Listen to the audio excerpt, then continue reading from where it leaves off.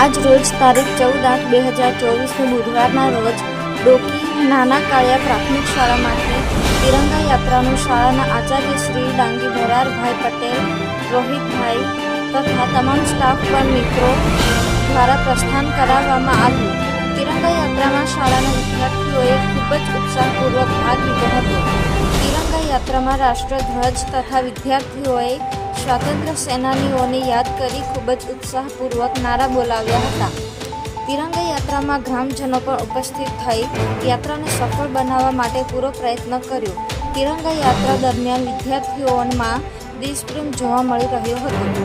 વિદ્યાર્થીઓ પોતે પણ મોટા થઈ દેશ સેવા માટે army, navy, air force, BSF, CRPF જેવી વિવિધ કેડરોમાં મહેનત કરી નોકરી મેળવી દેશ સેવા કરીશું તેવો નિયમ લીધો હતો.